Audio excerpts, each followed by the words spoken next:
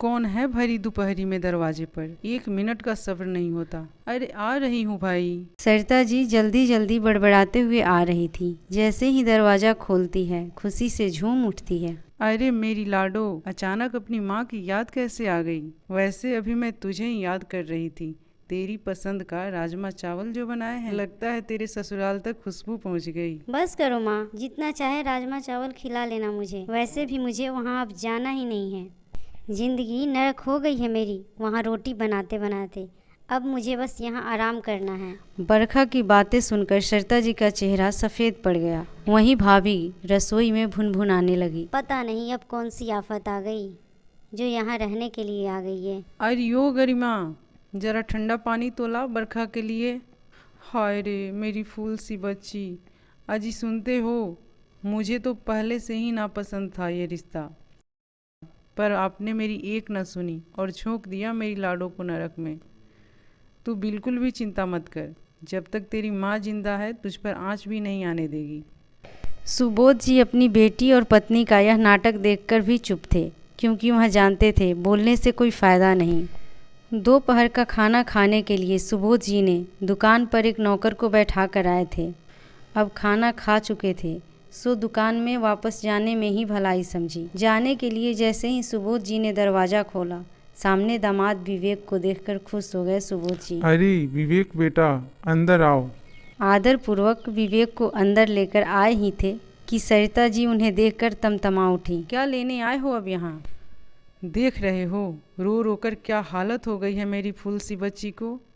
अगर तुम इसे अपने साथ लेने आए हो तो उल्टे पांव लौट जाओ, क्योंकि मैं अपनी बच्ची की आंखों में आंसू नहीं देख सकती। मम्मी पहले आप मेरी बात तो सुनो। अगर फिर आपको लगे कि मैं गलत हूँ तो बेशक आप बरखा को मेरे साथ मत भेजिएगा। पापा जी, बात ये है कि बरखा मेरे माँ बाप को अपने साथ रखना नहीं चाहती और मैं अपने माता पिता को नहीं छोड़ सकता। फिर भी बरखा के कहने पर हमने रसोई अलग कर दी, क्योंकि इसने सबका खाना बनाने से साफ इनकार कर दिया था, जबकि मेरी माँ रसोई के हर काम में इसकी मदद करवाती है। घर के अन्य कामों के लिए बाई भी आती है, लेकिन फिर भी बरखा मानती ही नहीं। ये बोलती है कि अलग घर में रहेगी। अब आप बताओ मैं क्या करूँ? मैं अपने माँ बाप को तो नहीं छोड़ सकता और ना ही अपना घर बर्बाद होते हुए देख सकता हूँ, इसलिए इसे लेने आया हूँ। अब आप लोग ही बताइए मैं कहाँ गलत हूँ। सरिता जी जो अभी तक नौ हाथ उछाल रही थी, अब गर्दन झुकाए बैठी थी। सारी बातें सुनकर सुबोध जी अपनी पत्नी पर बरस पड़े। क्या कह रही थी तुम सरिता? गलती कर दी ना बरखा का ब्याह करवा कर। लेकिन विवेक की बातें सुनकर तो ऐसा लग रहा है कि धोखा हम लोगों के साथ नहीं, बल्कि धोखा तो हम लोगों ने विवेक को दिया है।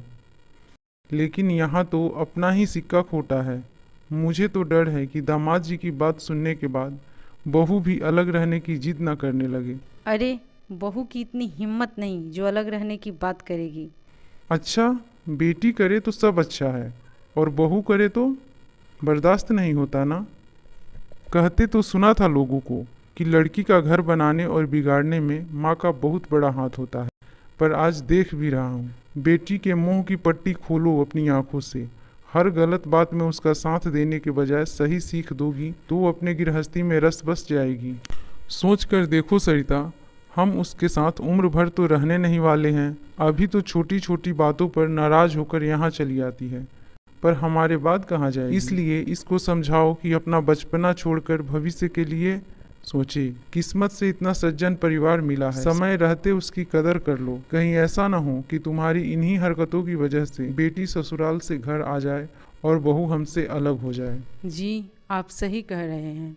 शायद ये मेरी बेटी के प्रति मोह ही था जो उसकी हर गलत बात में उसका साथ देती रही और दामाद जी को गलत ठहराती रही। विवेक बेटा, मुझे माफ़ कर दो। बरखा से ज़्यादा मैं तुम्हारी गुनहगार हूँ। बरखा तुम्हारे साथ जाएगी और एक ही घर में अपने सास ससुर के साथ प्रेम से भी रहेगी, ये मेरा वादा है। बरखा भी शर्मिंदा थी। उसने अपनी माँ की बात में सहमति जताई और अपने पति के साथ वापस अपने ससुराल चली गई।